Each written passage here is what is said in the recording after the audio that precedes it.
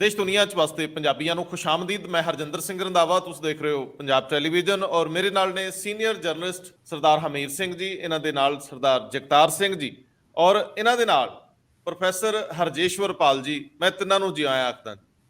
Thank you, शुक्रिया जी। देसी भाषा च कहना होवे ते दिल्ली ते पंजाब दा टकराਅ सदा ही रहिंदा है। उंज केंद्र ते सूबिਆਂ ਦੇ ਵਿਚਲਾ ਟਕਰਾਅ ਕੋਈ ਨਵਾਂ ਨਹੀਂਗਾ ਔਰ ਇਹ ਸਦਾ ਰੂਪ ਬਦਲ ਕੇ ਆਉਂਦਾ ਹੈ। ਸਾਊਥ ਵਾਲੇ ਪਾਸੇ ਗਵਰਨਰਸ ਦਾ ਔਰ ਚੁਣੀਆਂ ਸਰਕਾਰਾਂ ਦਾ ਟਕਰਾਅ ਤਾਂ ਕਾਫੀ ਦੇਰ ਦਾ ਸੁਣੀਦਾ ਹੈ।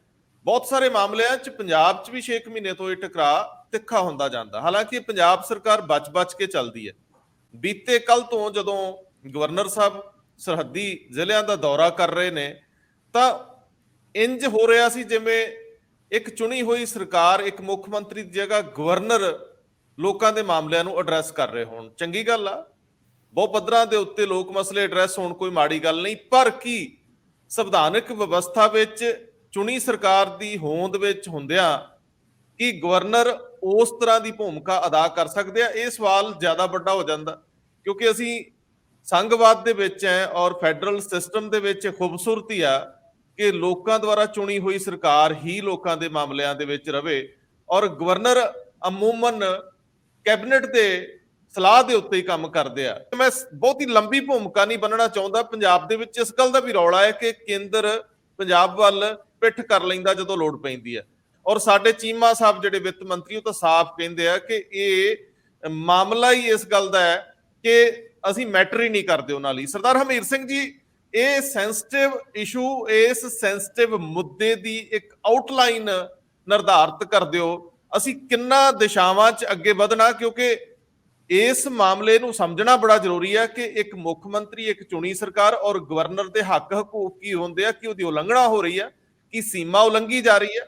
ਇੱਕ ਮੰਤਰੀ ਅਮਨ ਅਰੋੜਾ ਸੀਨੀਅਰ ਮੰਤਰੀ, ਤੀਜੇ ਨੰਬਰ ਤੇ ਉਹਨਾਂ ਨੂੰ ਜਗ੍ਹਾ ਦਿੱਤੀ ਗਈ ਹੈ। ਜਿਹੜੀ ਨਵੀਂ ਸੂਚੀ ਜਾਰੀ ਹੋਈ ਹੈ ਆਮ ਆਦਮੀ ਪਾਰਟੀ ਸਰਕਾਰ ਦੇ ਵਿੱਚ, ਉਹਨਾਂ ਵੱਲੋਂ ਕਿਹਾ ਗਿਆ ਕਿ ਇਹ ਦਖਲ ਹੈ ਬਈ ਚੁਣੀ ਹੋਈ ਸਰਕਾਰ ਦੇ ਹੱਕਾਂ ਦੇ ਵਿੱਚ, ਉਹਦੇ ਅਧਿਕਾਰ ਖੇਤਰ 'ਚ ਦਖਲ ਹੈ।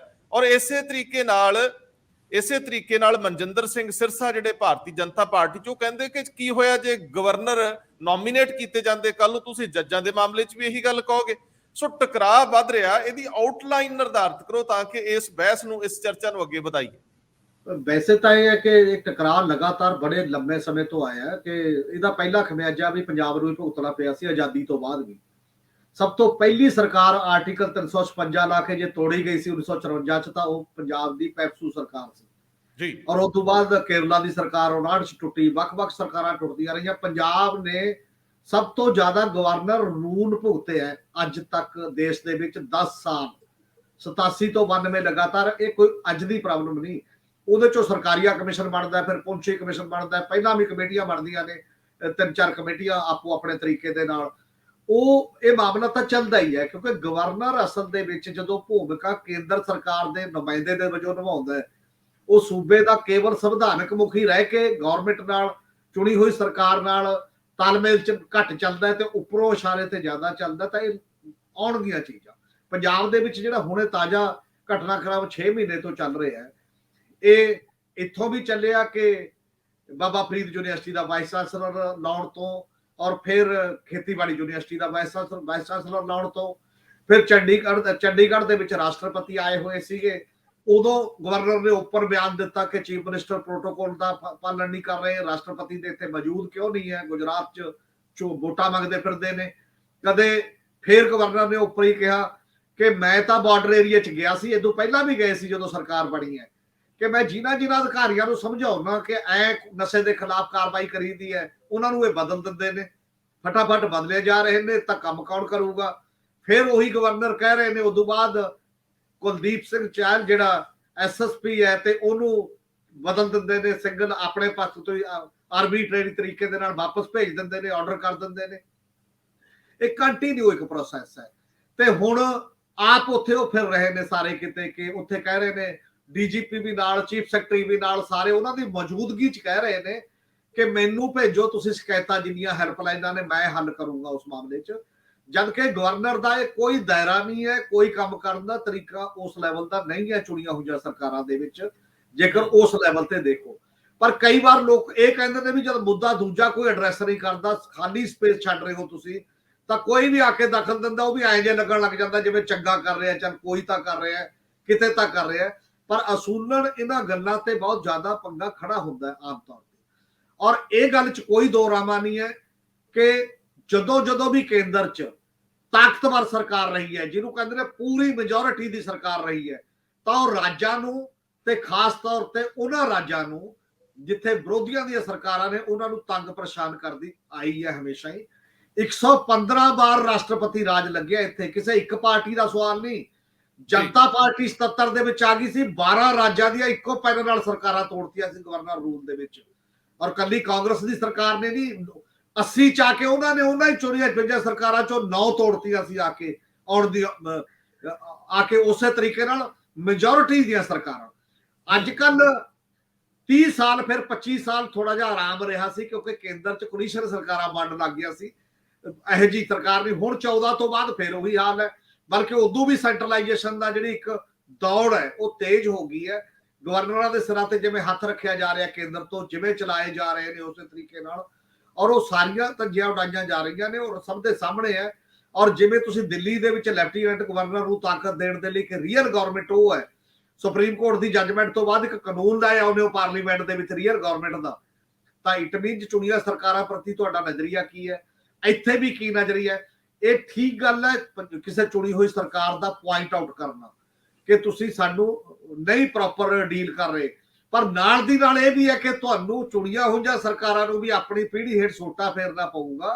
ਤੁਸੀਂ ਪਹਿਲਾਂ ਹੀ ਉਹ ਕੰਮ ਕਰ ਰਹੇ ਹੋ ਕਿ ਨਹੀਂ, ਤੁਸੀਂ ਮੈਦਾਨ ਖਾਲੀ ਕਿਉਂ ਛੱਡ ਰਹੇ ਹੋ ਜਿੱਥੇ ਕਿਸੇ ਨੂੰ ਕਹਿਣ ਦਾ ਮੌਕਾ ਮਿਲ ਰਿਹਾ। ਸਰਦਾਰ ਜਗਤਾਰ ਸਿੰਘ ਜੀ ਅੱਜ ਫਿਰੋਜ਼ਪੁਰ ਚ ਸੀਗੇ ਗਵਰਨਰ ਪੰਜਾਬ ਬਨਵਾਰੀ ਲਾਲ ਪੁਰੋਹਿਤ ਜੀ, ਔਰ ਉਹਨਾਂ ਨੇ ਪੰਜਾਬ ਸਰਕਾਰ ਨੂੰ ਕਟਹਿਰੇ ਚ ਫਿਰ ਖੜਾ ਕੀਤਾ ਨਸ਼ਿਆਂ ਨੂੰ ਲੈ ਕੇ, ਹਥਿਆਰਾਂ ਦੇ ਮੁੱਦੇ ਤੇ ਲੈ ਕੇ।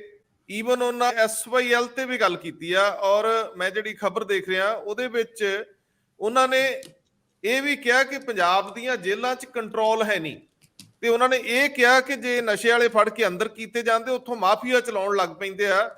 ਉਹਨਾਂ ਨੇ ਪੰਜਾਬ ਸਰਕਾਰ ਨੂੰ ਕਟਹਿਰੇ 'ਚ ਹੀ ਨਹੀਂ ਖੜਾ ਕੀਤਾ, ਸਵਾਲਾਂ ਦੇ ਘੇਰੇ 'ਚ, ਕਿ ਕਾਰਗੁਜ਼ਾਰੀ ਜਿਹੜੀ ਆ ਇੱਕ ਗਵਰਨਰ ਉਹਨਾਂ ਦੇ ਉਦੋਂ ਵੀ ਜਦੋਂ ਸੱਜੇ ਔਰ ਖੱਬੇ ਪੰਜਾਬ ਦੇ ਪ੍ਰਸ਼ਾਸਨਿਕ ਪ੍ਰਮੁੱਖ VK ਜੰਜੂਆ ਤੇ ਨਾਲ ਹੀ ਪੁਲਿਸ ਪ੍ਰਮੁੱਖ DGP ਗੌਰਵ ਯਾਦਵ ਬੈਠੇ ਹੋਏ ਆ। ਮੈਂ ਤੁਹਾਡੇ ਤੋਂ ਇਹ ਸਮਝਣ ਦਾ ਯਤਨ ਕਰਨਾ ਚਾਹੂੰਗਾ ਇਤਿਹਾਸਕ ਹਵਾਲਿਆਂ ਨਾਲ ਕਿ ਜਿਹੜਾ ਇਸ ਤਰੀਕੇ ਨਾਲ ਕੰਮਕਾਜ ਕਰਨਾ ਹੈ ਇਹ ਉਹਨਾਂ ਦੇ ਦਾਇਰੇ 'ਚ ਆਉਂਦਾ ਹੈ, ਤੇ ਜੇਕਰ ਇੱਥੇ ਵਿਰੋਧ ਦੀ ਕੋਈ ਸੁਰ ਉੱਠਦੀ ਆ ਸਰਕਾਰ ਵਾਲੇ ਪਾਸਿਓਂ ਕਿ ਉਹ ਸਫੀਸ਼ੀਐਂਟ ਹੈ, ਮੁੱਖ ਮੰਤਰੀ ਨੂੰ ਗਵਰਨਰ ਸਾਹਿਬ ਨਾਲ ਗੱਲ ਨਹੀਂ ਸੀ ਕਰ ਲੈਣੀ ਚਾਹੀਦੀ ਇਹਨਾਂ ਮਾਮਲਿਆਂ 'ਚ ਇਸ ਤੋਂ ਪਹਿਲਾਂ, ਉਹ ਆਪਣੀ ਤਾਂ 1 ਤਰੀਕ ਦੀ ਮੀਟਿੰਗ ਨੂੰ ਅੱਗੇ ਵਧਾ ਦਿੰਦੇ ਆ 3 ਤਰੀਕ ਤੱਕ ਲਈ, ਲੇਕਿਨ ਗਵਰਨਰ ਸਾਹਿਬ ਦਾ ਤੈਅ ਸ਼ਡਿਊਲ ਜਾਰੀ ਰਹਿੰਦਾ ਹੈ ਔਰ ਜਿਹਦੇ ਵਿੱਚ ਹੁਣ ਸਵਾਲ ਉੱਠਣੇ ਸ਼ੁਰੂ ਹੋਏ। ਪਹਿਲੀ ਗੱਲ, ਇਹ ਇਲੈਕਟਡ ਗਵਰਨਮੈਂਟ ਹੈ ਔਰ ਡੈਮੋਕ੍ਰੇਸੀ ਜਿਹੜੀ ਇਲੈਕਟਡ ਗਵਰਨਮੈਂਟ ਹੁੰਦੀ ਹੈ ਉਹਦੀ ਜਵਾਬਦੇਹੀ ਕਿਸੇ ਗਵਰਨਰ ਨੂੰ ਨਹੀਂ ਹੁੰਦੀ, ਉਹ ਉਸ ਸੂਬੇ ਦੇ ਲੋਕਾਂ ਨੂੰ ਹੁੰਦੀ ਹੈ। ਨੰਬਰ 2, ਇਹ ਜਿਹੜਾ ਗਵਰਨਰ ਦਾ ਆਫਿਸ ਹੈ ਇਹ ਕਲੋਨੀਅਲ ਮਾਈਂਡਸੈਟ ਦੇ ਵਿੱਚ ਨਿਕਲਿਆ ਗਿਆ। ਇਹ ਸਮੱਸਿਆ ਸਿਰਫ ਪੰਜਾਬ ਦੀ ਨਹੀਂ ਹੈ। ਆਪਾਂ ਜੇ ਪਿੱਛੇ ਦੇਖੀਏ ਰੀਸੈਂਟ ਪਾਸਟ ਦੇ ਵਿੱਚ ਬੰਗਾਲ ਦੇ ਵਿੱਚ ਬਹੁਤ ਤਕੜੀ ਕਨਫੈਡਰੇਸ਼ਨ ਮਮਤਾ ਬੈਨਰਜੀ ਜੀ ਔਰ ਉਸ ਵੇਲੇ ਦੇ ਗਵਰਨਰ ਧਨਖੜ ਜਿਹੜੇ ਹੁਣ ਵਾਈਸ ਪ੍ਰੈਜ਼ੀਡੈਂਟ ਹੈ ਇਹਨਾਂ ਦੀ ਆਈ ਸੀ ਜੀ। ਲੇਟੈਸਟ ਕੇਸ ਤਾਮਿਲਨਾਡੂ, ਪੰਜਾਬ ਇਸ ਸਰਕਾਰ ਆਉਣ ਤੋਂ ਬਾਅਦ ਗਵਰਨਰ ਸਾਹਿਬ ਬੜੇ ਕਮਾਲ ਦੇ ਐਕਟਿਵ ਹੋਏ। ਜਿੰਨੀਆਂ ਨਾਨ BJP ਸਰਕਾਰਾਂ ਹੈ ਜਿੱਥੇ ਜਿੱਥੇ ਸਟੇਟਸ ਦੇ ਵਿੱਚ, ਉੱਥੇ ਉੱਥੇ ਗਵਰਨਰ ਜਿਹੜੇ ਹੈਗੇ ਆ ਇਹ ਹਾਈਪਰ ਐਕਟਿਵ ਹੋਏ ਹੋਏ। ਤਾਂ ਉੱਥੇ ਗੱਲ ਬੜੀ ਸਪਸ਼ਟ ਹੈ, ਇਹ ਆਊਟ ਆਫ ਦੀ ਵੇ ਜਾ ਕੇ ਇੱਕ ਪੈਰਲਲ ਸੁਪਰਵਿਜ਼ਨ ਕੀਤੀ ਜਾ ਰਹੀ ਹੈ। ਇਹ ਗਵਰਨਰ ਦਾ ਰੋਲ ਨਹੀਂ ਹੈ ਕਿ ਸਰਕਾਰ ਦੀ ਫੰਕਸ਼ਨਿੰਗ ਸੁਪਰਵਾਈਜ਼ ਕਰਨਾ, ਗਵਰਨਰ ਦਾ ਬਹੁਤ ਲਿਮਿਟਡ ਰੋਲ ਹੈ। he has to act on the advice of the council of ministers, ਬੜਾ ਕਲੀਅਰਲੀ ਡਿਫਾਈਨਡ ਰੋਲ ਹੈ। ਇਹ ਜਿਸ ਤਰੀਕੇ ਨਾਲ ਇਹ ਗਵਰਨਰ ਚੱਲ ਰਹੇ ਹੈ, ਇਹਨੂੰ ਜਿਹੜਾ ਬੇਸਿਕ ਇਹਨਾਂ ਦਾ ਫਰੇਮਵਰਕ ਹੈ ਫੰਕਸ਼ਨਿੰਗ ਦਾ, ਉਹਦੀ ਵਾਇਲੇਸ਼ਨ ਬੜੀ ਸਿੱਧੀ ਤੇ ਸਪਸ਼ਟ ਹੈ ਜੀ। ਹੁਣ ਮੈਂ ਆਊਂਗਾ ਗੱਲ ਪੰਜਾਬ ਦੇ। ਇਹ ਇਸ਼ੂ ਅਰਾਈਜ਼ ਹੁੰਦਾ ਹੈ ਅਟਾਨਮੀ ਦਾ ਇਸ਼ੂ ਹੈ, ਬੇਸਿਕਲੀ ਫੈਡਰਲਿਜ਼ਮ ਅਟਾਨਮੀ ਜਿਹਨੂੰ ਆਪਾਂ ਕਹਿੰਦੇ ਉੱਥੋਂ ਹੈ ਜੀ। ਪੰਜਾਬ ਨੇ 1952 ਦੇ ਵਿੱਚ ਇਹ ਇਸ਼ੂ ਸਾਹਮਣੇ ਆਇਆ ਸੀ ਜਦੋਂ ਅਕਾਲੀ ਦਲ ਨੇ ਆਪਣੀ ਪਹਿਲੀ ਇਲੈਕਸ਼ਨ ਇਸ ਮੁੱਦੇ ਤੇ ਲੜੀ ਸੀ ਜੀ। ਉਸ ਤੋਂ ਬਾਅਦ 1967 ਇਸ ਮੁੱਦੇ ਨੂੰ ਪਹਿਲੀ ਵਾਰ ਕੰਕਰੀਟ ਸ਼ੇਪ ਪੰਜਾਬ ਵਿੱਚ ਦਿੱਤੀ ਗਈ। 1967 ਦਾ ਜਿਹੜਾ ਅਕਾਲੀ ਦਲ ਦਾ ਮੈਨੀਫੈਸਟੋ ਸੀ ਉਹਦੇ ਵਿੱਚ ਪਾਰਟੀ ਨੇ ਮੰਗ ਕੀਤੀ ਕਿ ਪੰਜਾਬ ਨੂੰ ਜਿਵੇਂ ਕਸ਼ਮੀਰ ਨੂੰ ਆਰਟੀਕਲ 370 ਦੇ ਅੰਡਰ ਸਪੈਸ਼ਲ ਸਟੇਟਸ ਮਿਲਿਆ ਹੋਇਆ ਹੈ, ਪੰਜਾਬ ਨੂੰ ਸਪੈਸ਼ਲ ਸਟੇਟਸ ਮਿਲਿਆ ਜਾਵੇ। ਉਹਦਾ ਮਤਲਬ ਬੜਾ ਸਿੱਧਾ ਸੀ ਕਿ ਆਟੋਨਮੀ ਤੇ ਫੈਡਰਲ ਸਟਰਕਚਰ ਜੀ। ਤੇ ਉਸ ਸੈਟਅਪ ਨੂੰ ਨਾਲ ਨਾਂ ਦਿੱਤਾ ਗਿਆ ਸਿੱਖਸਤਾਨ ਦਾ। ਇਹਦਾ ਰੂਪ ਅੱਗੇ ਆਉਂਦਾ ਹੈ ਸਾਲ ਬਾਅਦ ਹੀ ਬਟਾਲਾ ਰੈਜ਼ੋਲੂਸ਼ਨ ਅਟਾਨਮੀ, ਉੱਥੇ ਲਫ਼ਜ਼ ਅਟਾਨਮੀ ਵਰਤਿਆ ਗਿਆ ਜੀ। ਇਸ ਤੋਂ ਅੱਗੇ ਚੱਲਦਾ 1973 ਦੇ ਵਿੱਚ ਫਿਰ ਆ ਗਿਆ ਅਨੰਦਪੁਰ ਸਾਹਿਬ ਦਾ ਮਤਾ। ਮੈਂ ਸਮਝਦਾ ਕਿ ਜਿਹੜੇ ਪਹਿਲੇ ਦੋ ਇਸ਼ੂ ਸੀਗੇ 67 68 ਉਹ ਜ਼ਿਆਦਾ ਕੰਕਰੀਟ ਸੀ। ਉਸ ਤੋਂ 73 ਆ ਜਾਂਦਾ ਹੈ ਜਿਹਦੇ ਚ ਕਹਿੰਦੇ ਐਸਾ ਦੇਸ਼ ਕਾਲ ਕਰਨਾ ਜਿੱਥੇ ਖਾਲਸੇ ਦਾ ਬੋਲਬਾਲਾ ਹੋਵੇ। ਗੱਲ ਅਟਾਨਮੀ ਦੀ ਸੀ, ਇਹ ਹੋਰ ਲਫ਼ਜ਼ਾਂ ਦੇ ਵਿੱਚ ਕੀਤੀ ਗਈ। ਦੇਸ਼ ਕਾਲ ਦਾ ਮਤਲਬ ਹੁਣ ਤੱਕ ਇਹ ਕਨਫਿਊਜ਼ਨ ਬਣਿਆ ਹੋਇਆ ਹੈ ਵੀ ਮੁਲਕ ਹੈ ਜਾਂ ਜੀਓਪੋਲਿਟੀਕਲ ਸਿਚੁਏਸ਼ਨ, ਮੈਂ ਇਹਨੂੰ ਕਹਿਣਾ ਹੁੰਦਾ ਅੰਗਰੇਜ਼ੀ ਦੇ ਵਿੱਚ। ਸੋ ਪੰਜਾਬ ਦਾ ਇਹ ਲਗਾਤਾਰ ਚੱਲਦਾ ਰਿਹਾ ਇਸ਼ੂ। ਤਾਮਿਲਨਾਡੂ, ਬੰਗਾਲ ਔਰ ਪੰਜਾਬ ਇਹ ਲਗਾਤਾਰ ਹੁਣ ਕੇਰਲ ਵੀ ਇਸ ਮਾਮਲੇ ਤੇ ਸਟੈਂਡ ਲੈਂਦੇ ਆ ਰਹੇ। ਪੰਜਾਬ ਦਾ ਦੁਖਾਂਤ ਹੋਰ ਹੈ, ਦਿੱਕਤ ਇਹ ਸਾਨੂੰ ਵਾਰ-ਵਾਰ ਫਿਰ ਉਹੀ ਗੱਲ ਕਰਨੀ ਪੈਂਦੀ ਹੈ। ਇਸ਼ੂ ਤਾਂ ਅਕਾਲੀ ਚੱਕਦੇ ਆ ਫੈਡਰਲਿਜ਼ਮ ਦਾ, ਪਰ ਜਦੋਂ ਪਾਵਰ ਚ ਆਉਂਦੇ ਉਦੋਂ ਭੁੱਲ ਜਾਂਦੇ ਆ। ਸੋ ਬੇਸਿਕ ਇਸ਼ੂ ਉਹ ਬਣਿਆ ਰਹਿੰਦਾ ਹੈ। ਹੁਣ ਵੀ ਸਿਚੁਏਸ਼ਨ ਉਹੀ ਹੈ। ਇਹ ਗਵਰਨਰ ਦਾ ਰੋਲ ਨਹੀਂ ਹੈ ਕਿ ਨਸ਼ੇ ਕਿੱਥੋਂ ਆ ਰਹੇ ਆ। ਗਵਰਨਰ ਸਾਹਿਬ ਕਿਉਂ ਭੁੱਲ ਜਾਂਦੇ ਆ ਵੀ ਸਭ ਤੋਂ ਜ਼ਿਆਦਾ ਨਸ਼ਾ ਤਾਂ ਇਸ ਵੇਲੇ ਉਹ ਰਿਕਾਰਡ ਦਾ ਪਾਰਟ ਹੈ, ਗੁਜਰਾਤ ਦੇ ਪਾਸਿਓਂ ਆ ਰਿਹਾ। ਪੰਜਾਬ ਦੇ ਵਿੱਚ ਗੁਜਰਾਤ ਤੋਂ ਡਰੱਗ ਦੀ ਸਮਗਲਿੰਗ ਹੋ ਰਹੀ ਹੈ, ਸਭ ਤੋਂ ਜ਼ਿਆਦਾ ਉੱਥੋਂ ਹੋ ਰਹੀ ਹੈ। ਇਹ ਏਜੰਸੀਆਂ ਦੇ ਤੁਸੀਂ ਪਿੱਛੇ ਰਿਪੋਰਟਾਂ ਛਪੀਆਂ, ਉਹਦਾ ਪਾਰਟ ਆ। ਮੈਂ ਆਪਣੇ ਕੋਲੋਂ ਨਹੀਂ ਕਹਿ ਰਿਹਾ, ਨਾ ਆਪਾਂ ਕੋਈ ਸਿਆਸਤ ਕਰ ਰਹੇ ਇਸ ਮਸਲੇ ਤੇ। ਤੇ ਜੇ ਜਿਨ੍ਹਾਂ ਦੇ ਵਿੱਚੋਂ ਗੈਂਗਸਟਰ ਕੰਟਰੋਲ ਕਰ ਰਹੇ ਹੈ ਤੇ ਜਵਾਬ ਤਾਂ ਅਸੈਂਬਲੀ ਦੇ ਫਲੋਰ ਤੇ ਸਰਕਾਰ ਦੇਗੀ ਤੇ ਲੋਕਾਂ ਨੂੰ ਬਾਹਰ ਫੀਲਡ ਦੇ ਵਿੱਚ ਸਰਕਾਰ ਜਵਾਬ ਦੇਵੇਗੀ। ਉਹ ਉਹਨਾਂ ਦੇ ਜਵਾਬ ਦੇ ਹੀ ਗਵਰਨਰ ਨੂੰ ਨਹੀਂ ਹੈ। Governor at the most recommend ਕਰ ਸਕਦਾ ਹੈ ਪ੍ਰੈਜ਼ੀਡੈਂਟ ਨੂੰ। ਹੁਣ ਉਹਦੇ ਬਾਰੇ ਵੀ ਸੁਪਰੀਮ ਕੋਰਟ ਬੜੀ ਸਪੈਸੀਫਿਕ ਹੈ ਇਸ ਇਸ਼ੂ ਤੇ ਜੀ। That is think of the past. So governor ਸਾਹਿਬ ਨੂੰ ਆਪਣੇ ਦਾਇਰੇ ਦੇ ਵਿੱਚ ਰਹਿ ਕੇ ਆਪਣੀ ਫੰਕਸ਼ਨਿੰਗ ਕਰਨੀ ਚਾਹੀਦੀ ਹੈ। ਠੀਕ ਹੈ, ਵੀਸੀ ਲਾਉਣ ਦੇ ਮਾਮਲੇ 'ਚ ਸਰਕਾਰ ਨੇ ਗਲਤੀਆਂ ਕੀਤੀਆਂ, ਉਹ ਗੱਲ ਵੱਖਰੀ ਹੈ। ਲੇਕਿਨ ਜਿਹੜਾ ਗਵਰਨਰ ਨੂੰ ਆਪਣੇ ਰੋਲ ਤੋਂ ਓਵਰਸਟੈਪ ਨਹੀਂ ਕਰਨਾ ਚਾਹੀਦਾ, ਔਰ ਖਾਸ ਕਰਕੇ ਪੰਜਾਬ ਵਰਗੀ ਸਟੇਟ। ਹਾਂ, ਜੇ ਇੱਥੇ ਕੱਲ੍ਹ ਨੂੰ ਬੀਜੇਪੀ ਸਰਕਾਰ ਬਣ ਜਾਏ, ਮੇਰੇ ਖਿਆਲ 'ਚ ਫਿਰ ਇਹ ਜਿਹੜੀ ਹਾਈਪਰ ਐਕਟੀਵਿਟੀ ਹੈ ਗਵਰਨਰ ਸਾਹਿਬ ਦੀ ਸ਼ਾਇਦ ਨਾ ਹੋਵੇ, ਜੇ ਕੇਂਦਰ ਦੇ ਵਿੱਚ ਵੀ ਇਹੀ ਸਰਕਾਰ ਹੋਵੇ। ਸੋ ਪੰਜਾਬ ਇੱਕ ਕੰਟਰਾਡਿਕਸ਼ਨ ਲਗਾਤਾਰ ਸਹਿੰਦਾ ਆ ਰਿਹਾ, ਕੋਈ ਨਵੀਂ ਗੱਲ ਨਹੀਂ। ਬਿਲਕੁਲ ਠੀਕ ਹੈ। ਤੁਸੀਂ 4.25 ਸਾਲ ਬਾਅਦ ਵਾਪਰਨ ਵਾਲੀ ਗੱਲ ਵੱਲ ਇਸ਼ਾਰਾ ਕੀਤਾ ਕਿ ਜੇ ਬੀਜੇਪੀ ਦੀ ਸਰਕਾਰ ਆ ਜਾਏ ਤਾਂ ਕੁਦਰਤੀ ਤੌਰ ਤੇ ਫਿਰ ਸੀਨ ਹੀ ਬਦਲ ਜਾਣਾ ਹੈ। ਵੈਸੇ ਤੁਸੀਂ ਜਿਹੜੀ ਗੱਲ ਕੀਤੀ ਹੈ ਕਿ ਗਵਰਨਰ ਸਾਹਿਬ ਨਸ਼ਿਆਂ ਦਾ ਜਿਹੜਾ ਮੁੱਦਾ ਉਠਾ ਰਹੇ ਆ, ਚੰਗਾ ਹੁੰਦਾ ਜੇ ਉਹ ਮੁੱਖ ਮੰਤਰੀ ਨਾਲ ਉਠਾ ਲੈਂਦੇ। ਮੇਰੇ ਖਿਆਲ ਦੇ ਵਿੱਚ ਉਹਨਾਂ ਨੇ ਗਵਰਨਰ ਸਾਹਿਬ ਨੇ ਬੀਜੇਪੀ ਦੀ ਕੰਪੇਨ ਸ਼ੁਰੂ ਕਰਤੀ ਹੈ ਪੰਜਾਬ ਦੇ ਵਿੱਚ ਜੀ। ਜਿਹੜੇ ਕੰਮ ਪੰਜਾਬ ਦੀ ਬੀਜੇਪੀ ਨਹੀਂ ਕਰ ਸਕਦੀ, ਉਹ ਗਵਰਨਰ ਸਾਹਿਬ ਆਪਣੇ ਆਫਿਸ ਦਾ ਫਾਇਦਾ ਉਠਾ ਕੇ ਕਰਨ ਦੀ ਕੋਸ਼ਿਸ਼ ਕਰ ਰਹੇ। ਔਰ ਇਹ ਵੀ ਸਰਦਾਰ ਜਗਤਾਰ ਸਿੰਘ ਜੀ, ਇਹ ਵੀ ਵੇਖੋ ਕਿੰਨੀ ਰਿਲੇਟ ਕਰਦੀ ਗੱਲ ਆ, ਕਿੰਨਾ ਕੋਇਨਸੀਡੈਂਟ ਹੈ ਕਿ ਥੋੜੇ ਦਿਨ ਪਹਿਲਾਂ ਉਹਨਾਂ ਦੀ ਕਾਰਜਕਾਰਨੀ ਦੀ ਮੀਟਿੰਗ 'ਚ ਫੈਸਲਾ ਹੋਇਆ ਕਿ ਉਹਨਾਂ ਦੋ ਮੁੱਦਿਆਂ ਤੇ ਹੀ ਸਟੇਟ ਦੇ ਵਿੱਚ ਜਾਣਾ, ਔਰ ਇਹਦੇ 'ਚ ਇੱਕੋ ਨਸ਼ੇ ਦੇ ਸੰਬੰਧ ਵਿੱਚ ਪੂਰੇ ਪੰਜਾਬ ਦਾ ਭ੍ਰਮਣ ਕਰਨ ਵਾਲੇ ਆ। ਮੈਨੂੰ ਲੱਗਦਾ ਤੁਸੀਂ ਠੀਕ ਦਿਸ਼ਾ 'ਚ ਗੱਲ ਕਰ ਰਹੇ ਹੋ। ਮੈਂ ਪ੍ਰੋਫੈਸਰ ਹਰਜੇਸ਼ਵਰ ਪਾਲਵਾਲ ਜੀ ਜਾਣਾ ਚਾਹੂੰਗਾ। ਮੈਨੂੰ ਪ੍ਰੋਫੈਸਰ ਸਾਹਿਬ ਜ਼ਰੂਰ ਇਹ ਗੱਲ ਦੱਸੋ ਕਿ ਸੰਵਿਧਾਨ ਕੀ ਕਹਿੰਦਾ ਹੈ? ਤੁਸੀਂ ਬਾਰੀਕੀ ਨਾਲ ਸਟੱਡੀ ਕੀਤੀ ਆ। ਦਰਅਸਲ ਇਹ ਅਹੁਦੇ, ਇਹ ਮਰਿਆਦਾਵਾਂ, ਇਹ ਡਿਸਪਲਿਨ ਕੋਈ ਹੈਗੇ ਨੇ, ਔਰ ਜੋ ਵਾਪਰ ਰਿਹਾ ਇਹ ਦਾਇਰਿਆਂ 'ਚ ਆ, ਇਹ ਮਰਿਆਦਾ 'ਚ ਹੈ। ਕਿਵੇਂ ਇਹਨੂੰ ਬਿਆਨ ਕਰ ਦਿਓ? ਰੰਧਾਵਾ ਸਾਹਿਬ, ਜਿੱਥੋਂ ਤੱਕ ਗਵਰਨਰ ਦੀ ਪੋਜੀਸ਼ਨ ਦੀ ਗੱਲ ਆ, ਆਪਾਂ ਨੂੰ ਥੋੜਾ ਜਿਹਾ ਪਿੱਛੇ ਜਾਣਾ ਪਊਗਾ। ਇਹ ਅਸਲ ਦੇ ਵਿੱਚ ਜਦੋਂ ਅੰਗਰੇਜ਼ਾਂ ਦਾ ਰਾਜ ਸੀਗਾ ਤੇ ਉਦੋਂ ਜਿਹੜੀ ਭਾਰਤ ਦੀ ਜਿਹੜੀ ਆਜ਼ਾਦੀ ਦੀ ਲਹਿਰ ਸੀਗੀ, ਉਸ ਟਾਈਮ ਲੋਕਾਂ ਦੇ ਪ੍ਰੈਸ਼ਰ ਕਰਕੇ ਅਲਟੀਮੇਟਲੀ 1935 ਦੇ ਵਿੱਚ ਇੱਕ ਗਵਰਨਮੈਂਟ ਆਫ ਇੰਡੀਆ ਐਕਟ ਜਿਹੜਾ ਹੈਗਾ ਉਹ ਜਿਹੜਾ ਬਣਿਆ ਸੀਗਾ ਤੇ ਉਹਦੇ ਅਧੀਨ ਜਿਹੜੀ ਹੈ ਗਵਰਨਰ ਦੀ ਜਿਹੜੀ ਹੈਗੀ ਇੱਕ ਪੋਜੀਸ਼ਨ ਸੀਗੀ।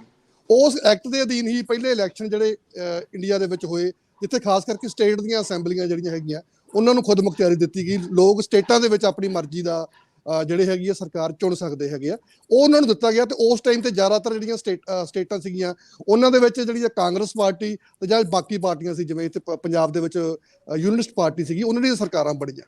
ਉਹਨਾਂ ਸਰਕਾਰਾਂ ਦੇ ਉੱਪਰ ਚੈੱਕ ਰੱਖਣ ਵਾਸਤੇ, ਕਿਉਂਕਿ ਅੰਗਰੇਜ਼ਾਂ ਦਾ ਰਾਜ ਸੀਗਾ, ਤੇ ਉਹਨਾਂ ਨੇ ਗਵਰਨਰ ਅਪੁਆਇੰਟ ਕੀਤੇ ਸੀਗੇ ਵੀ ਤਾਂ ਕਿ ਕੋਈ ਇਹ ਸਰਕਾਰਾਂ ਕੋਈ ਇਸ ਤਰ੍ਹਾਂ ਦੀਆਂ ਪੋਜੀਸ਼ਨਾਂ ਨਾ ਲੈਣ ਜਾਂ ਇਸ ਤਰ੍ਹਾਂ ਦੇ ਫੈਸਲੇ ਨਾ ਲੈਣ ਜਿਸ ਕਰਕੇ ਕਿ ਉਹਨਾਂ ਦੀ ਜਿਹੜੀ ਉਹਨਾਂ ਦਾ ਜਿਹੜਾ ਕਲੋਨੀਅਲਿਜ਼ਮ ਹੈਗਾ ਉਹਦਾ ਕੋਈ ਨੁਕਸਾਨ ਪਹੁੰਚੇ।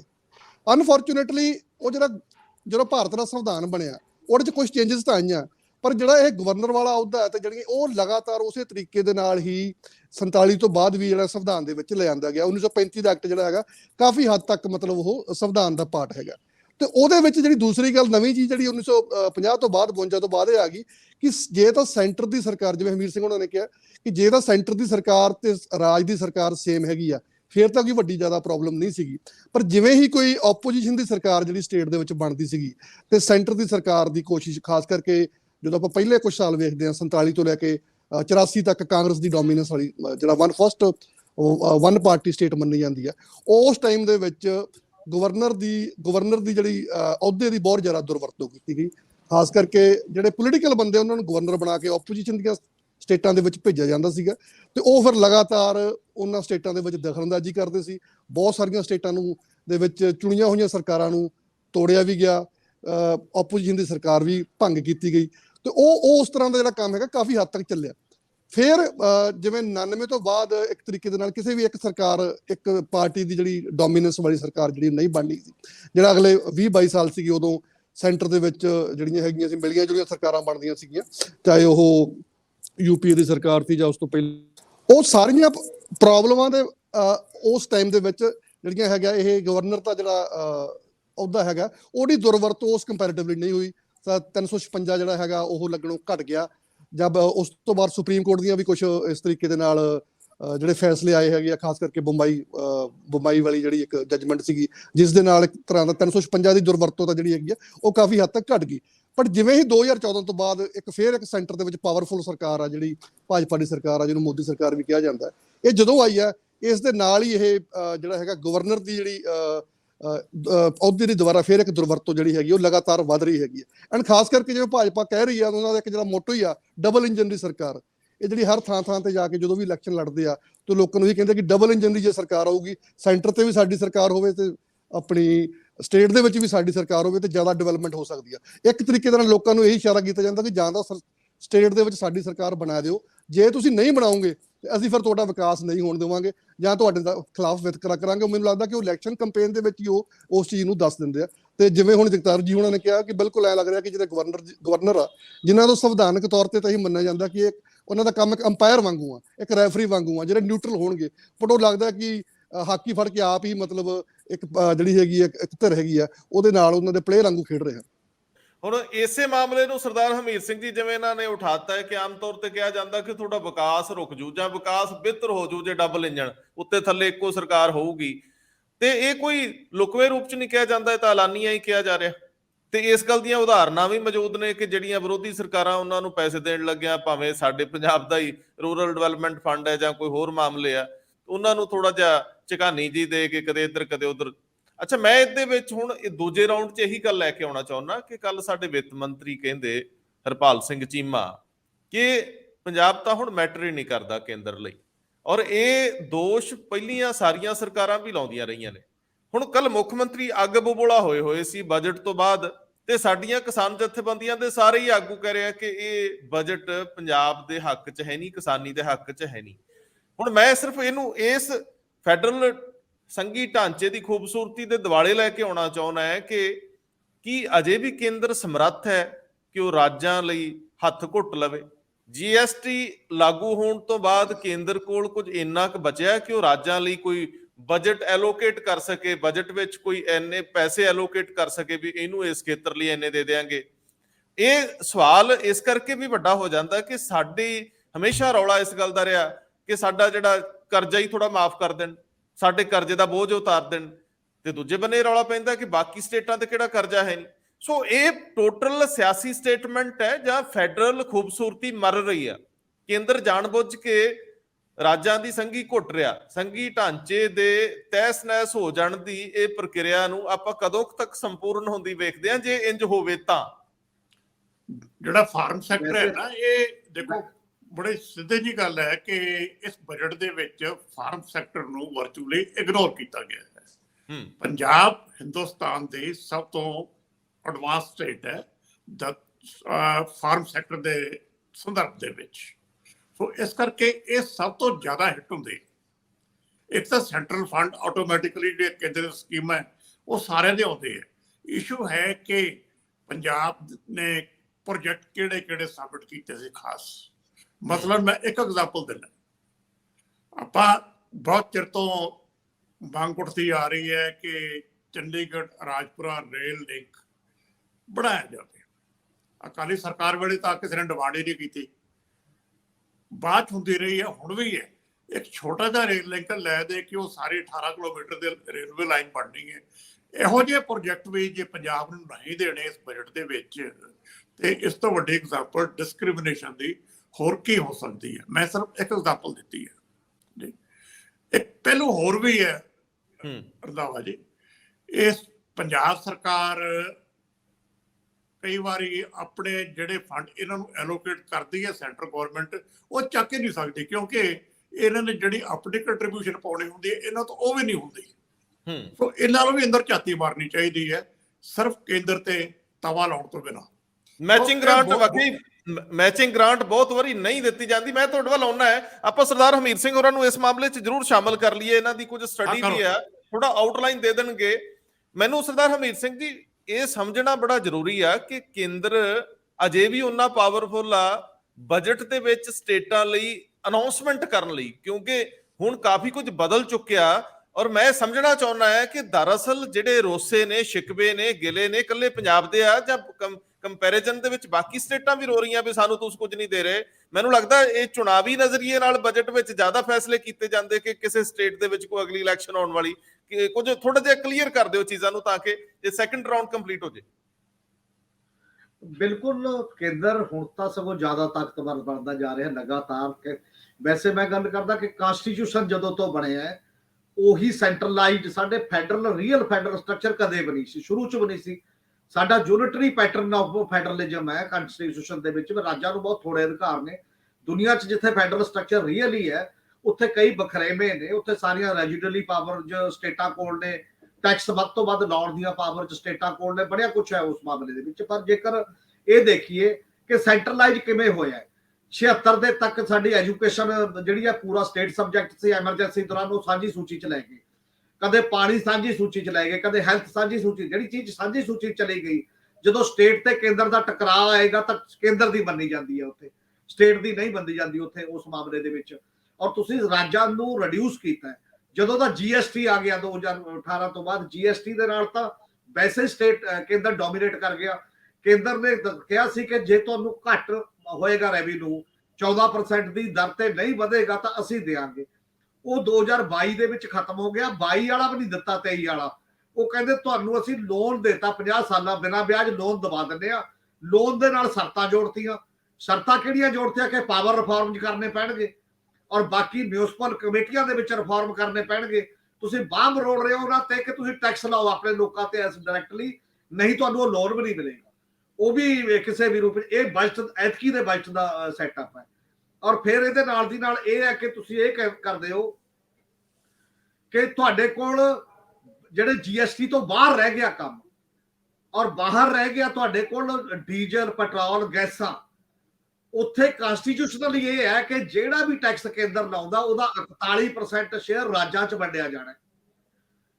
15ਵੇਂ ਫਾਈਨਾਂਸ ਕਮਿਸ਼ਨ ਦੇ ਚੇਅਰਮੈਨ ਦਾ ਇਹ ਮੰਨਣਾ ਹੈ ਕਿ ਕੇਂਦਰ ਸਰਕਾਰ ਗੈਰ ਸੰਵਿਧਾਨਕ ਤਰੀਕੇ ਨਾਲ ਟੈਕਸ ਲਾ ਰਹੀ ਹੈ। ਗੈਰ ਸੰਵਿਧਾਨਕ ਤਰੀਕੇ ਨਾਲ ਕੀ ਹੈ, ਉਹ ਹੁਣ ਡਿਊਟੀ ਨਹੀਂ ਲਾਉਂਦੇ, ਕਸਟਮ ਡਿਊਟੀ, ਉਹ ਹੁਣ ਉਹਦੇ ਤੇ ਸਰਚਾਰਜ ਲਾਉਂਦੇ ਨੇ ਜਾਂ ਸੈਸ ਲਾਉਂਦੇ ਨੇ। ਸੈਸ ਤੇ ਸਰਚਾਰਜ ਰਾਜਾਂ ਦੇ ਵੰਡ ਦੇ ਹਿੱਸੇ ਦੇ ਵਿੱਚ ਨਹੀਂ ਆਉਂਦਾ। ਉਹ ਟੋਟਲ 13-14 ਲੱਖ ਕਰੋੜ ਰੁਪਇਆ ਜਿਹੜਾ ਕੇਂਦਰ ਆਪਣੇ ਬੋਝੇ ਚ ਪਾ ਰਿਹਾ, ਜਿਹਦੇ ਚੋਂ ਰਾਜਾਂ ਨੂੰ ਪੰਜੇ ਹੀ ਨਹੀਂ ਮਿਲ ਰਹੀ। ਰਾਜਾਂ ਦੀ ਇਸ ਕਰਕੇ ਫਾਈਨੈਂਸ਼ੀਅਲ ਪੋਜੀਸ਼ਨ ਮਾੜੀ ਕਰ ਦਿੱਤੀ ਗਈ ਹੈ। ਔਰ ਇਹ ਇਸ਼ੂ ਬਹੁਤ ਬੜਾ ਇਕਨੋਮਿਕ ਇਸ਼ੂ ਹੈ ਉਸ ਮਾਮਲੇ ਦੇ ਵਿੱਚ। ਔਰ ਇਹਦੇ ਨਾਲ ਅਗਲੀ ਗੱਲ ਜਿਹੜੀ ਹੋਰ ਮਾਮਲੇ ਦੇ ਵਿੱਚ ਹੋਣਾ ਹੈ ਐਤਕੀ ਵੋਟਾਂ ਦੇ ਮਾਮਲੇ 'ਚ, ਬਿਲਕੁਲ ਸਰਕਾਰ ਇਹ ਧਿਆਨ ਰੱਖਦੀ ਹੈ। ਕਰਨਾਟਕਾ ਨੂੰ ਇਰੀਗੇਸ਼ਨ ਸਿਸਟਮ ਦੇ ਲਈ 5300 ਕਰੋੜ ਅਲਾਟ ਕੀਤਾ ਐਤਕੀ, 5300 ਕਰੋੜ ਰੁਪਈਆ। ਪੰਜਾਬ ਇਹ ਕਹਿੰਦਾ ਵੀ ਸਾਡਾ ਅੰਗਰੇਜ਼ਾਂ ਦੇ ਵੇਲੇ ਦਾ ਭਾਈ ਨਹਿਰੀ ਸਿਸਟਮ ਹੈ, ਸਾਨੂੰ ਵੀ ਕਰ ਦਿਓ, ਅਸੀਂ ਠੀਕ ਕਰ ਲਈਏ ਇਹਨੂੰ, ਮਾੜਾ ਮੋਟਾ ਜਿਹੜਾ ਦੱਬਿਆ ਇੱਧਰ ਉੱਧਰਲਾ ਜਿਹੜਾ ਪਿਆ ਹੋਰ ਸਾਰਾ। ਸਾਡੇ ਦਰਿਆਵਾਂ ਦਾ ਮਾਮਲਾ, ਸਾਡੇ ਬਾਕੀ ਪਾਣੀ ਪ੍ਰਦੂਸ਼ਣ ਦਾ ਮਾਮਲਾ, ਤਾਂ ਕਿਉਂ ਨਹੀਂ ਹਿੱਸਾ ਦਿੱਤਾ ਜਾ ਸਕਦਾ ਸੀ? ਇਦੋਂ ਪਹਿਲੇ ਬਾਈਟ 'ਚ ਵੀ ਇਹੀ ਸੀ। ਇਦੋਂ ਪਹਿਲੇ ਬਾਈਟ 'ਚ ਇਹ ਕਹਿੰਦੇ ਸੀ ਕਿ ਇਰੀਗੇਸ਼ਨ ਦਾ ਜਿਹੜਾ ਪੈਸਾ 1500 ਕਰੋੜ ਰੁਪਇਆ ਉਹ ਅਸੀਂ ਨਾਰਥ ਈਸਟ ਤੇ ਹੋਰ ਬਿਹਾਰ ਤੇ ਇੱਧਰ ਲੈ ਕੇ ਜਾਣਾ। ਕਿਉਂ? ਕਿਉਂਕਿ ਹੁਣ ਸਾਨੂੰ ਉੱਥੇ ਲੋੜ ਹੈ ਫਸਲ ਪੈਦਾ ਕਰਨ ਦੇ ਲਈ, ਬਾਕੀ ਦੀਆਂ ਚੀਜ਼ਾਂ ਪੈਦਾ ਕਰਨ ਲਈ ਅਸੀਂ ਕ੍ਰਾਂਤੀ ਉੱਥੇ ਲਿਆਉਣੀ ਹੈ। ਜਦੋਂ ਵੀ ਚੋਣਾਂ ਆਉਂਦੀਆਂ ਨੇ ਤਾਂ ਚੋਣਾਂ ਨੂੰ ਧਿਆਨ 'ਚ ਰੱਖ ਕੇ ਬਜਟ ਦੀ ਸਿਰਜਣਾ ਕੀਤੀ ਜਾਂਦੀ ਹੈ। ਉੱਥੇ ਕੁਝ ਚੀਜ਼ਾਂ ਹਰੇਕ ਸਟੇਟ ਨੂੰ ਦਿੱਤੀਆਂ ਜਾਂਦੀਆਂ ਨੇ ਤੇ ਇੱਥੇ ਨਹੀਂ ਦਿੱਤੀਆਂ ਜਾਂਦੀਆਂ। ਬਿਲਕੁਲ, ਕਰਨਾਟਕ ਦੇ ਵਿੱਚ ਜਾਨ ਫਸੀ ਹੋਈ ਆ, ਜਾਨ ਫਸੀ ਆ, ਔਖੀ ਲੜਾਈ ਆ। ਇਹ ਉਲਟਬਾਜੀ ਵੀ ਹੋ ਸਕਦੀ ਹੈ ਤੇ ਉਲਟਬਾਜੀ ਤੁਰਦੀ 24 ਤੱਕ ਕਈ ਕੁਝ ਹੋ ਸਕਦਾ। ਮੈਂ ਸਿਰਫ ਬਹੁਤ ਸੰਖੇਪ ਚ ਤੁਹਾਡੇ ਕੋਲ ਸਮਝਣਾ ਚਾਹੁੰਦਾ ਕਿ ਪੰਜਾਬ ਨਾਲ ਕੋਈ ਜ਼ਿਆਦਤੀ ਹੋਈ ਹੈ ਬਾਕੀਆਂ ਦੇ ਮੁਕਾਬਲੇ ਤੇ, ਬਾਕੀ ਸਟੇਟਾਂ ਦੇ ਮੁਕਾਬਲੇ ਤੇ, ਜਿਹੜਾ ਸਾਡੇ ਇੱਥੇ ਇੰਨਾ ਹੋ ਹੱਲਾ ਹੋਇਆ, ਗਰਾਊਂਡ ਰਿਐਲਿਟੀ ਕੀ ਹੈ? ਗਰਾਊਂਡ ਰਿਐਲਿਟੀ ਇਹ ਹੈ ਕਿ ਜੇ ਪੰਜਾਬ ਨਾਲ ਵਿਤਕਰਾ ਇਸ ਸੈਂਸ 'ਚ ਜ਼ਿਆਦਾ ਹੈ ਕਿ ਪੰਜਾਬ ਨੇ ਆਪਣੇ ਕੁਦਰਤੀ ਰਿਸੋਰਸ ਬਰਬਾਦ ਕੀਤੇ ਨੇ ਦੇਸ਼ ਦੇ ਵਾਸਤੇ। ਕੱਲੇ ਕਣਕ ਝੋਨੇ ਦਾ ਸਵਾਲ ਨਹੀਂ, ਕੱਲੀ ਕਿਸਾਨੀ ਦਾ ਸਵਾਲ ਨਹੀਂ, ਇਹ ਪੰਜਾਬ ਦੀ ਹੋਂਦ ਦਾ ਸਵਾਲ ਹੈ। ਪੰਜਾਬ ਇਹ ਕਹਿ ਰਿਹਾ ਹੈ ਕਿ ਸਾਨੂੰ ਡਿਵਰਸੀਫਿਕੇਸ਼ਨ ਲਈ ਸਪੈਸ਼ਲ ਪੈਕੇਜ ਦੇ ਦਿਓ ਲੰਮੇ ਸਮੇਂ ਤੋਂ। ਜੇ ਤੁਹਾਡੀ ਅਨਾਜ ਦੀ ਲੋੜ ਸੀ ਉਦੋਂ ਸਪੈਸ਼ਲ ਪੈਕੇਜ ਦਿੰਦੇ ਰਹੇ ਤੁਸੀਂ, ਉਦੋਂ ਪੰਜਾਬ ਦੀਆਂ ਸੜਕਾਂ ਵੀ ਬਣੀਆਂ, ਬਾਕੀ ਵੀ ਮੰਡੀਆਂ ਵੀ ਬਣੀਆਂ, ਉਹ ਸਾਰਾ ਕੁਝ ਉਸ ਆਧਾਰ ਤੇ ਬਣਿਆ। ਹੁਣ ਤੁਸੀਂ ਟੋਏ 'ਚ ਸੁੱਟ ਕੇ ਮੁੜ ਕੇ ਬਾਹ ਫੜਨ ਲਈ ਤਿਆਰ ਨਹੀਂ ਹੋ। ਉਹ ਕਹਿੰਦੇ ਹੁਣ ਤੁਸੀਂ ਆਪ ਹੀ ਨਿਕਲੋ ਜਿਵੇਂ ਤੁਸੀਂ ਆਪ ਹੀ ਨਿਕਲਣਾ। ਤਾਂ ਕਿਉਂ government of India the special ਜ਼ਿੰਮੇਵਾਰੀ ਨਹੀਂ? ਜੇ ਤੁਸੀਂ ਉਦੋਂ ਸਪੈਸ਼ਲ ਜ਼ੋਨ ਦੇ ਤੌਰ ਤੇ ਰਿਕੋਗਨਾਈਜ਼ ਕਰ ਸਕਦੇ ਹੋ ਕਿ ਇੱਥੋਂ ਮਲਾਈ ਖਾਣੀ ਹੈ, ਤਾਂ ਮੁੜ ਕੇ ਜਦੋਂ ਫਸ ਗਿਆ ਤਾਂ ਦੁਬਾਰਾ ਸਪੈਸ਼ਲ ਜ਼ੋਨ ਵੀ ਉਹਨੂੰ ਮੰਨੋ ਨਾ, ਉਹਨੂੰ ਉੱਥੋਂ ਕੱਢਣ ਦੀ ਕੋਸ਼ਿਸ਼ ਕਰੋ ਤੇ ਨਾਲ ਉਸ ਲੈਵਲ ਤੇ ਕੁਛ ਤੁਸੀਂ ਦਿਓ ਕੁਛ ਨਾ ਕੁਛ। ਔਰ ਜੇ ਨਹੀਂ ਦਿੰਦੇ ਤਾਂ ਆਟੋਮੈਟਿਕਲੀ ਇਹ ਪ੍ਰੋਫੈਸਰ ਸਰਦਾਰਾ ਸਿੰਘ ਜੌਹਲ ਦੀਆਂ 2 ਰਿਪੋਰਟਾਂ ਨੇ ਜਿਹੜੀਆਂ 2007 ਚ ਤੇ 1986 ਚ, 7 ਵਾਲੀ ਚ ਗਵਰਨਮੈਂਟ ਕੋਲੋਂ ਲੈ ਕੇ ਵੀ ਗਏ ਕਿ ਸਾਡੇ ਕਿਸਾਨ ਨੂੰ ਤੁਸੀਂ 10,000 ਰੁਪਇਆ ਪਰ ਹੈਕਟੇਅਰ ਹੀ ਦੇ ਦਿਓ ਕਿ ਝੋਨੇ ਦੀ ਬਜਾਏ ਉਹਨੂੰ ਕੈਸ਼ ਦਿੰਦੇ ਆ, ਤਾਂ ਜਦੋਂ ਨਿਕਲ ਜੂਗਾ ਉਦੋਂ ਬਾਅਦ ਦੇਖੀ ਜਾਏਗੀ। ਔਰ ਉਹਦਾ ਲਾਸ ਵੀ ਨਹੀਂ ਹੁੰਦਾ, ਉਹਦਾ ਰਿਟਰਨ ਮੋੜਵੇਂ ਰੂਪ ਦੇ ਵਿੱਚ ਉਹ ਕਹਿ ਰਹੇ ਸੀ ਕਿ ਤੁਹਾਨੂੰ ਬਹੁਤ ਨੁਕਸਾਨ ਨਹੀਂ ਹੁੰਦਾ ਬਲਕਿ ਤੁਹਾਡਾ ਫਾਇਦਾ ਹੀ ਹੋਵੇਗਾ ਦੋਨੋਂ ਤਰ੍ਹਾਂ ਚ, ਪੈਸੇ ਦੇ ਪੱਖ ਤੋਂ ਵੀ। ਔਰ ਇਹ ਚੀਜ਼ਾਂ ਤੁਸੀਂ ਨਹੀਂ ਕਰਦੇ। ਪਰ ਨਾਲ ਦੀ ਨਾਲ ਇੱਕ ਗੱਲ ਇਹ ਵੀ ਹੈ ਕਿ ਜਿਹੜੀਆਂ ਚੀਜ਼ਾਂ ਤੁਸੀਂ ਸੈਂਟਰ ਸਟੇਟ ਰਿਲੇਸ਼ਨ ਦਾ ਸਵਾਲ ਹੈ, ਜਿੰਨੇ ਵੀ ਕਮਿਸ਼ਨ ਬਣੇ, ਸਰਕਾਰੀਆ ਕਮਿਸ਼ਨ, ਬਾਅਦ ਦੇ ਵਿੱਚ ਪੁੰਛੀ ਕਮਿਸ਼ਨ, ਉਦੋਂ ਪਹਿਲਾਂ 1969 ਦੀ ਡੀਐਮਕੇ ਦੀ ਇੱਕ ਕਮੇਟੀ ਸਟੇਟ ਦੀ ਬਣਾ ਕੇ ਉਹਦੀਆਂ ਰਿਕਮੈਂਡੇਸ਼ਨ, 77 ਦੇ ਵਿੱਚ ਬੰਗਾਲ ਦੀ ਕਮੇਟੀ ਦੀਆਂ ਰਿਕਮੈਂਡੇਸ਼ਨ, 73 ਦੇ ਵਿੱਚ ਸਾਡਾ ਅਨੰਦਪੁਰ ਦਾ ਮਤਾ, ਉਹ ਸਾਰੇ ਕਹਿੰਦੇ ਨੇ ਕਿ ਸਾਨੂੰ ਟੈਕਸ ਲਾਉਣ ਦਾ ਜ਼ਿਆਦਾ ਅਧਿਕਾਰ, ਟੈਕਸੇਸ਼ਨ ਦੇ ਵਿੱਚੋਂ ਸਾਡਾ ਹਿੱਸਾ 75% ਤੱਕ ਲੈ ਕੇ ਜਾਓ। ਕਿਉਂਕਿ ਟੋਟਲ ਕੰਮ ਜਿਹੜੇ ਕਰਨੇ ਨੇ, ਜਿਹੜੇ ਲੋਕਾਂ ਨਾਲ ਰਿਲੇਟਡ ਨੇ, ਉਹ ਸਟੇਟਾਂ ਕੋਲ ਨੇ।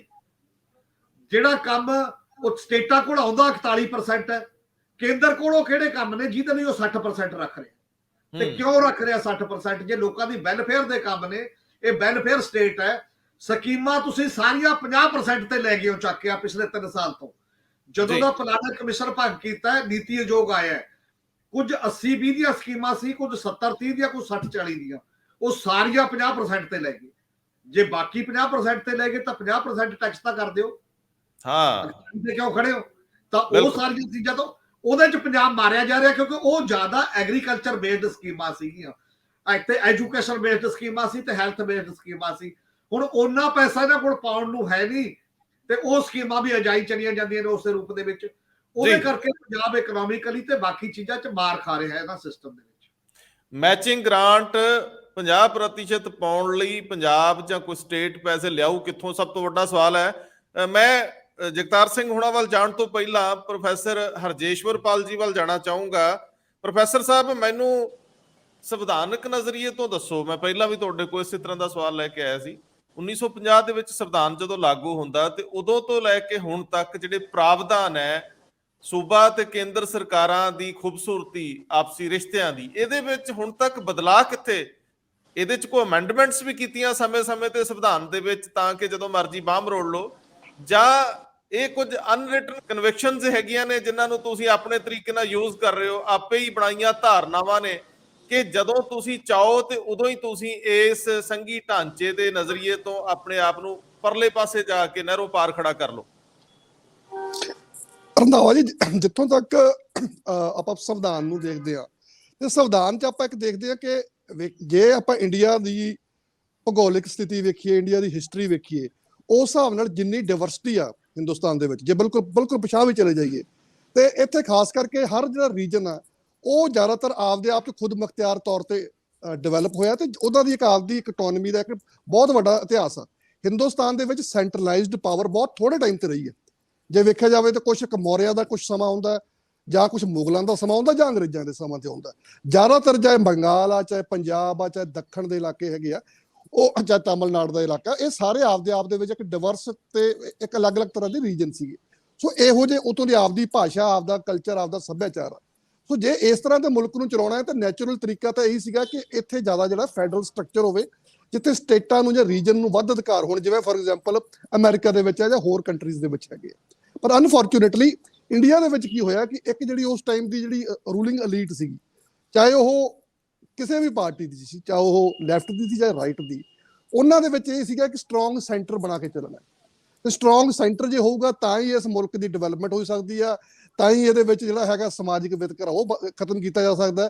ਤੇ ਉਸ ਡਿਵੈਲਪਮੈਂਟ ਕਰਨ ਦੇ ਖਾਤਰ ਜਿਹੜਾ ਇਹਨਾਂ ਨੇ ਸੰਵਿਧਾਨ ਲੈ ਕੇ ਆਂਦਾ, ਉਹਦੇ ਵਿੱਚ ਜਿਹੜਾ ਬਾਇਸ ਆ ਉਹ ਸੈਂਟਰ ਦੇ ਹੱਕ ਦੇ ਵਿੱਚ ਹੈਗਾ।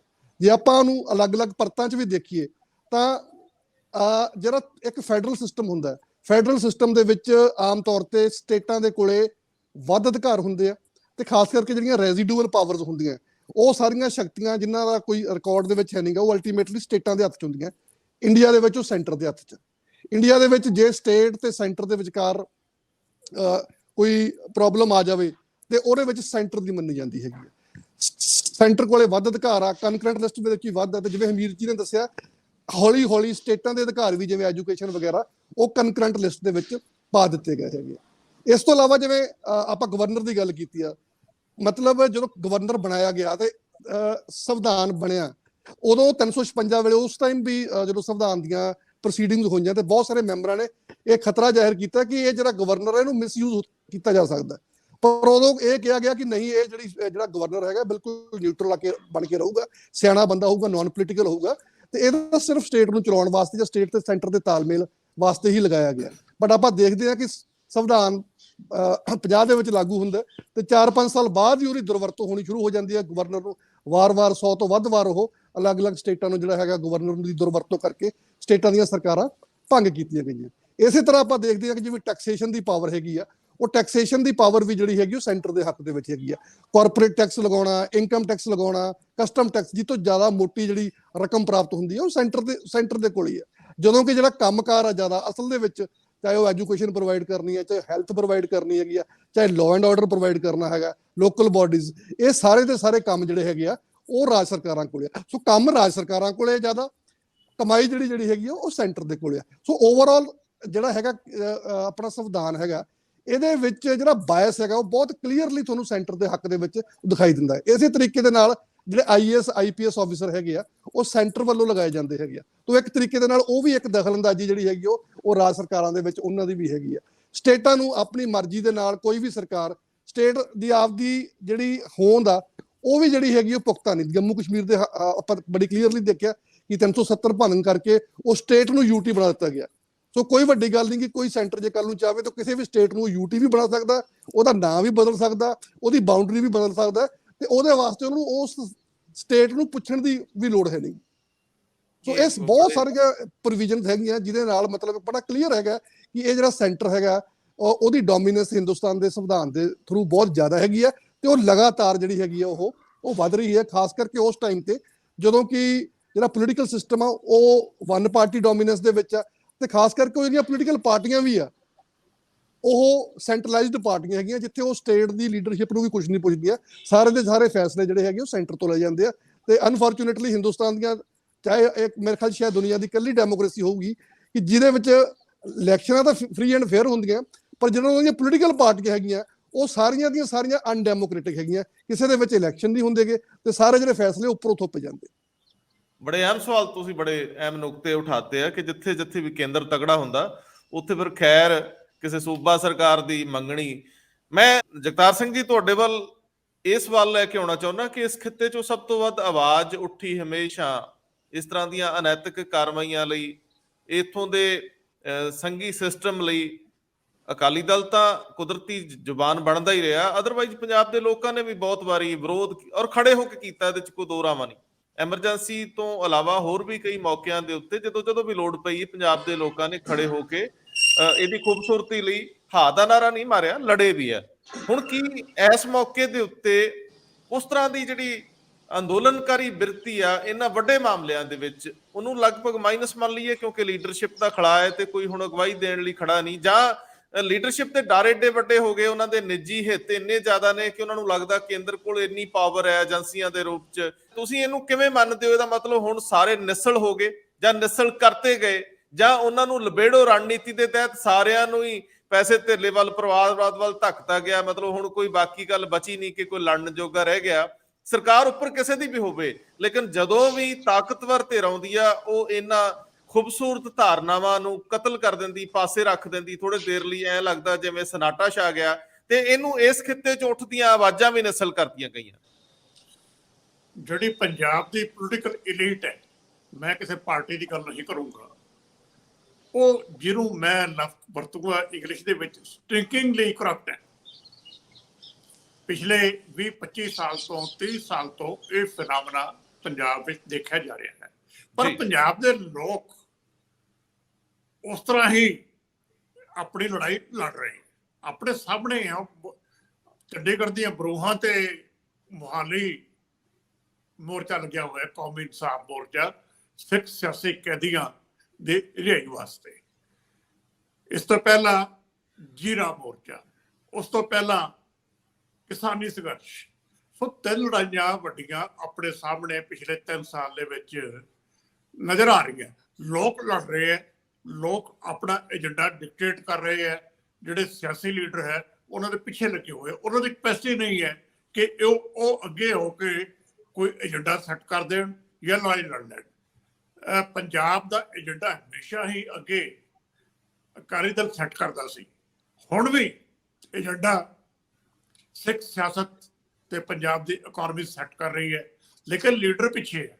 ਉਹ ਸਪਿਰਿਟ ਲੋਕਾਂ ਦੀ ਕਾਇਮ ਹੈ ਤੇ ਲੋਕ ਇਸ ਲੜਾਈ ਨੂੰ ਮੇਰੇ ਖਿਆਲ ਦੇ ਵਿੱਚ ਲੌਜੀਕਲ ਕੰਕਲੂਜਨ ਤੇ ਲੈ ਕੇ ਜਾਣਗੇ। ਆਪਣੇ ਸਾਹਮਣੇ ਸਟੈਪ ਬਾਈ ਸਟੈਪ ਸਾਰੀ ਗੱਲ ਆ ਰਹੀ ਹੈ। ਇਹ ਜਿਹੜੀ ਮੌਕਾ ਪ੍ਰਸਤ ਲੀਡਰਸ਼ਿਪ ਹੈ ਇਹ ਆਪਣੇ ਆਪ ਹੀ ਹੌਲੀ ਹੌਲੀ ਮੈਨੂੰ ਲੱਗਦਾ ਝੜ ਜਾਏਗੀ। ਇਹ ਬਹੁਤ ਵੱਡਾ ਇਸ ਵੇਲੇ ਦਾ ਸੰਕਟ ਹੈ, ਦੁਖਾਂਤ ਹੈ। ਇਸ ਚੋਂ ਉੱਭਰਨ ਲਈ ਪੰਜਾਬ ਨੂੰ ਕਿੰਨਾ ਸਮਾਂ ਲੱਗੂਗਾ ਸਾਨੂੰ ਨਹੀਂ ਪਤਾ, ਲੇਕਿਨ ਜਿਸ ਤਰ੍ਹਾਂ ਸਾਊਥੀਆਂ ਸਟੇਟਾਂ, ਖੇਤਰੀ ਪਾਰਟੀਆਂ ਆਪਣੇ ਉੱਥੋਂ ਦੇ ਹਿੱਤਾਂ ਲਈ, ਆਪਣੇ ਲੋਕਾਂ ਲਈ ਡਟ ਕੇ ਲੜਦੀਆਂ ਨੇ, ਉਹ ਗਵਰਨਰ ਨਾਲ ਟਕਰਾ ਹੀ ਨਹੀਂ ਜਾਂਦੀਆਂ, ਮਤੇ ਵੀ ਲਿਆ ਰਹੀਆਂ। ਉੱਥੇ ਲੋਕਾਂ ਦੀ ਕੈਂਪੇਨ ਵੀ ਚੱਲ ਰਹੀ ਆ ਔਰ ਉਹ ਇਸ ਦੇਸ਼ ਦੇ ਮੂਲ ਢਾਂਚੇ ਨੂੰ ਕਾਇਮ ਰੱਖਣ ਲਈ ਜਿਸ ਤਰ੍ਹਾਂ ਦਾ ਯੋਗਦਾਨ ਪਾ ਰਹੇ ਆ। ਮੈਂ ਇੱਕ ਇੰਟਰਵੈਂਸ਼ਨ ਛੋਟੀ ਜਿਹੀ ਹੋਰ ਕਰੂੰਗਾ ਨਾਲੇ ਦੇ। ਦੁਖਾਂਤ ਇਹ ਹੈ ਕਿ ਸਾਡੀ ਪਾਰਟੀਆਂ ਜਿਹੜੀਆਂ ਫੈਡਰਲ ਤੋਂ ਨਾਰਾ ਦਿੰਦੀਆਂ ਹੈ ਉਹ ਹਰ ਗੱਲ ਤੇ ਇਸ ਵੇਲੇ ਗਵਰਨਰ ਵੱਲ ਭੱਜ ਰਹੀਆਂ। ਗਵਰਨਰ ਦੀ ਇੰਟਰਵੈਂਸ਼ਨ ਚਾਹੁੰਦੀਆਂ। ਇਹਨਾਂ ਨੂੰ ਇਹ ਸਾਰੇ ਆਪਣੇ ਕਾਰਵਾਈਆਂ ਦੀ ਨਜ਼ਰਸਾਨੀ ਕਰਨੀ ਚਾਹੀਦੀ ਹੈ। ਲੜਾਈ ਵੱਡੀ ਹੈ, ਫੈਡਰਲ ਤੋਂ ਦੀ ਲੜਾਈ ਹੈ, ਪੰਜਾਬ ਮੋਹਰੀ ਰਿਹਾ, ਉਹਨਾਂ ਨੂੰ ਉਹ ਰੋਲ ਲੈਣਾ ਚਾਹੀਦਾ। ਤੁਸੀਂ ਠੀਕ ਕਹਿ ਰਹੇ ਹੋ ਕਿ ਜਿਹੜੀ ਲੜਾਈ ਸਿਆਸੀ ਵੀ ਆ ਉਹ ਵੀ ਰਾਜ ਭਵਨ ਵੱਲ ਜਾ ਕੇ ਬਾਹਰ ਆ ਕੇ ਪ੍ਰੈਸ ਕਾਨਫਰੰਸ ਕਰਕੇ ਦਿੱਤੀ ਜਾਂਦੀ ਆ।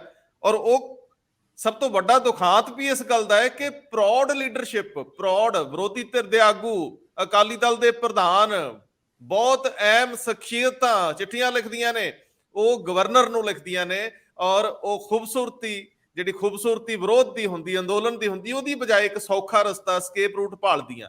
ਫਿਰ ਜਦੋਂ ਤੁਸੀਂ ਚਿੱਠੀ ਲਿਖ ਕੇ ਗਵਰਨਰ ਨੂੰ ਦਖਲਅੰਦਾਜ਼ੀ ਲਈ ਕਹਿੰਦੇ ਹੋ, ਫਿਰ ਜੇ ਗਵਰਨਰ ਦਖਲਅੰਦਾਜ਼ੀ ਕਰਦੇ ਨੇ ਤਾਂ ਫਿਰ ਵਿਵਸਥਾ, ਸਿਸਟਮ, ਬਣੇ ਹੋਏ ਸੰਕਲਪ ਟੁੱਟਦੇ ਨੇ ਤੇ ਉਦੋਂ ਫਿਰ ਅਸੀਂ ਮੂੰਹ ਸੀ ਲੈਂਦੇ ਆ। ਇਹ ਵੀ ਦੁਖਾਂਤ ਇਹਨਾਂ ਹੀ ਸਮਿਆਂ ਦਾ। ਹਮੀਰ ਸਿੰਘ ਜੀ 2 ਲਾਈਨਾਂ ਸਿਰਫ ਜਾਂਦੇ ਜਾਂਦੇ ਜ਼ਰੂਰ ਕਹਿ ਦਿਓ, ਖਤਮ ਕਰ ਦਈਏ। ਅਸਲ 'ਚ ਗਵਰਨਰ ਦੀ ਡਿਬੇਟ ਦੇ ਵਿੱਚ ਵੀ ਮੈਨੂੰ ਲੱਗਦਾ ਕਿ ਅਸੀਂ ਸੀਰੀਅਸ ਸਵਾਲ ਉਠਾਉਂਦੇ ਨਹੀਂ। ਲਾਸਟ ਦਾ ਪੁੰਛੀ ਕਮਿਸ਼ਨ ਹੈ, ਜਸਟਿਸ ਐਮਐਮ ਪੁੰਛੀ ਕਮਿਸ਼ਨ 2007 ਚ ਬਣਿਆ ਸੀ, 2010 ਚ ਉਹਦੀ ਰਿਪੋਰਟ ਆ ਗਈ ਸੀ। ਔਰ ਉਹ ਵੀ ਇਹ ਕਹਿ ਰਿਹਾ ਕਿ ਗਵਰਨਰ ਦੇ ਲਈ ਪ੍ਰਾਈਮ ਮਿਨਿਸਟਰ ਜਾਂ ਹੋਮ ਮਿਨਿਸਟਰ ਦੀ ਅਥਾਰਟੀ ਹੋਣੀ ਚਾਹੀਦੀ, 4 ਮੈਂਬਰੀ ਕਮੇਟੀ ਬਣਨੀ ਚਾਹੀਦੀ ਹੈ, ਜਿਹਦੇ ਚ ਪ੍ਰਾਈਮ ਮਿਨਿਸਟਰ, ਹੋਮ ਮਿਨਿਸਟਰ, ਲੋਕ ਸਭਾ ਦਾ ਸਪੀਕਰ ਤੇ ਸਟੇਟ ਦਾ ਮੁੱਖ ਮੰਤਰੀ, ਉਹ ਕਮੇਟੀ ਉਹਨੂੰ ਅਪਾਇੰਟ ਕਰੇ। ਉਹਨੂੰ ਹਟਾਉਣ ਦਾ ਤਰੀਕਾ ਜਿਹੜਾ ਉਹ ਕੇਂਦਰ ਸਰਕਾਰ ਕੋਲ ਜਦ ਮਰਜ਼ੀ ਨਹੀਂ ਹੋਣਾ ਚਾਹੀਦਾ।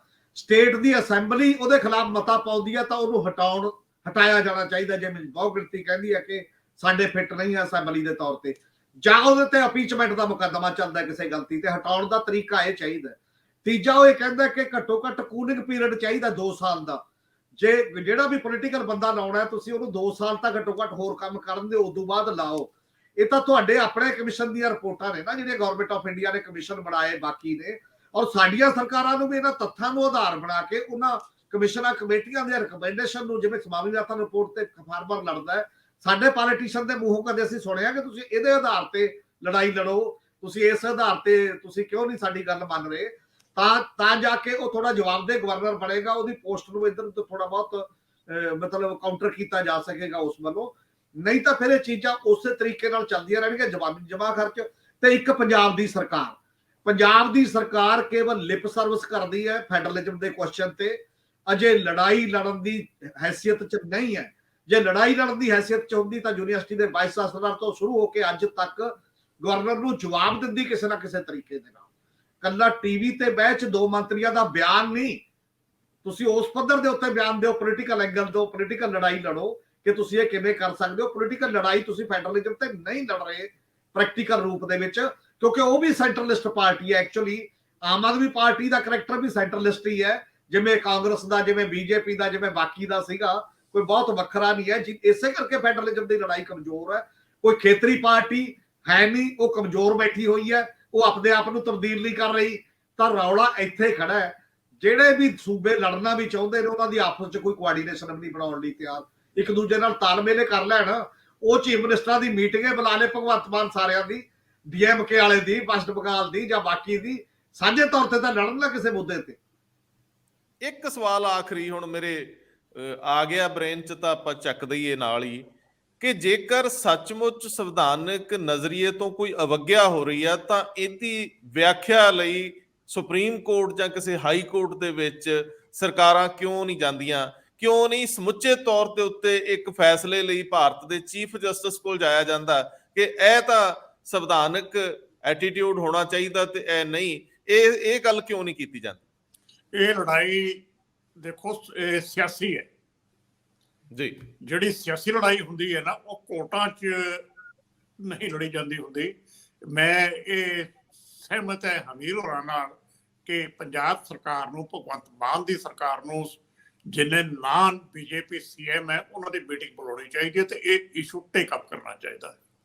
ਇਹ ਬਹੁਤ ਵੱਡਾ ਟਾਸਕ ਦੇ ਰਹੇ ਹੋ। ਇੱਥੇ ਤਾਂ ਅਫਸਰਾਂ ਦੀ ਮੀਟਿੰਗ ਬੁਲਾਉਣੀ ਔਖੀ ਹੋ ਜਾਂਦੀ, ਦੂਜੇ ਸੂਬਿਆਂ ਦੇ ਮੁੱਖ ਮੰਤਰੀਆਂ ਦੀ।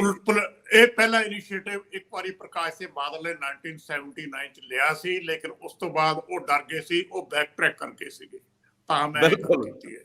ਤੇ ਤੁਹਾਨੂੰ ਲੱਗਦਾ ਕਿ ਪ੍ਰਕਾਸ਼ ਸਿੰਘ ਬਾਦਲ ਤੋਂ ਵੱਡਾ ਗੁਰਦਾ ਭਗਵੰਤ ਮਾਨ ਦਿਖਾ ਸਕਣਗੇ? ਉਹਨਾਂ ਨੂੰ ਉੱਥੋਂ ਘੂਰਿਆ ਗਿਆ ਸੀ ਦਿੱਲੀ ਤੋਂ, ਉਦੋਂ ਮੁਰਾਰਜੀ ਦੇਸਾਈ ਦੀ ਗਵਰਨਮੈਂਟ ਸੀਗੀ ਤੇ ਉਹ ਬੈਕ ਟਰੈਕ ਕਰ ਗਏ ਸੀਗੇ। ਹੁਣ ਜੇ ਇਹ ਮੋਦੀ ਜੀ ਤੋਂ ਡਰਦੇ ਆ, ਇਹਨਾਂ ਦੀ ਆਪਣੀ ਸਮੱਸਿਆ ਜੀ। ਬਹੁਤ ਮਿਹਰਬਾਨੀ, ਬਹੁਤ ਧੰਨਵਾਦ। Thank you. ਸ਼ੁਕਰੀਆ ਜੀ।